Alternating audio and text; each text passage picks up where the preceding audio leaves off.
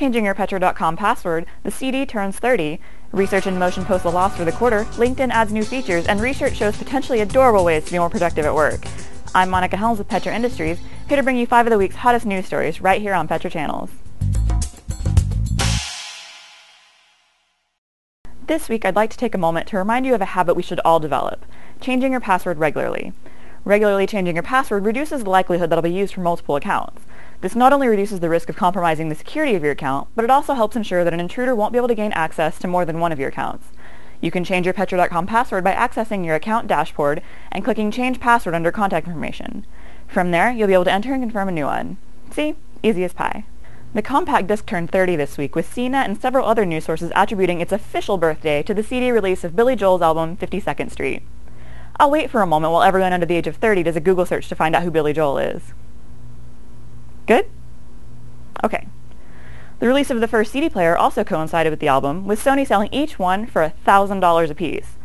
At the time, the CD was considered an evolution of the analog video format known as the Laserdisc, which also happens to be the only piece of technology that makes me giggle more than the 8-track.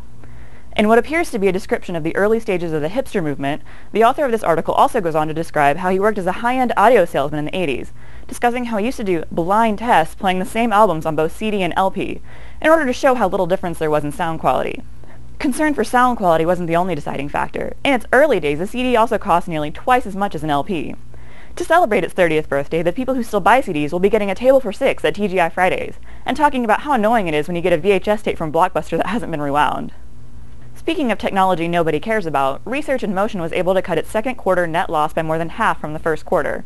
The $235 million loss is the company's third consecutive one, and it's not expected to be the last either.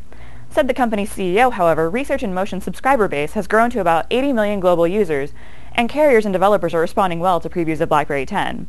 He went on to add that the company has much more work to do. Clearly. For the remainder of the fiscal year, the company expects continued pressure on operating results due to the increasing competitive environment, lower handset volumes, increased marketing expenses associated with the launch of BlackBerry 10, and some impact from pressure by consumers to reduce Research in Motion's monthly infrastructure access fees.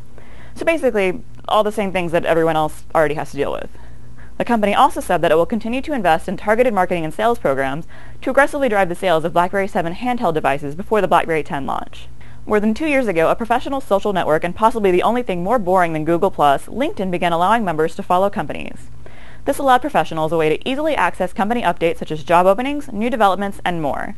This week, LinkedIn shocked nobody by adding a feature already in popular use by larger, more successful social media sites.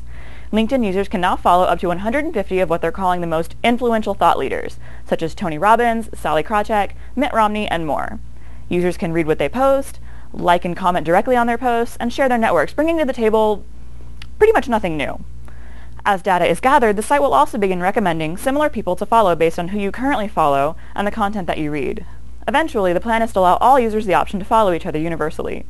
Matching it up with the ability to endorse fellow members for skills will eventually help LinkedIn create a more personalized experience for its users in terms of both UI and advertising.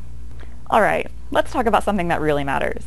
A recent study showed that looking at certain kinds of pictures might help with worker productivity. No, not that kind. Research done in Japan found that staring at adorable baby animals might actually boost concentration and the ability to complete assigned tasks compared with other popular images you might see while surfing the web. See, Aaron, all those dog photos on my desktop mean I'm working. For the first experiment, students were asked to play a concentration game similar to Operation. After the first round, students were given images of puppies and kittens, or adult dogs and cats, before completing the task for 14 more trials. The results showed that the photos of puppies and kittens translated to a 10% improvement, whereas the photos of adult cats and dogs showed only a 5.5% improvement. The next experiment even included photos of food in the mix, again showing that those who viewed pictures of baby animals led to significant improvements when completing the task at hand, whereas the photos of adult animals and food led to no improvement. Lesson learned. Your creepy coworker with the stuffed animals all over their desk is probably the most productive person in the office. That wraps it up for this week's 5 and 5. Be sure to keep tabs on our Facebook and Twitter feeds for even more technology news.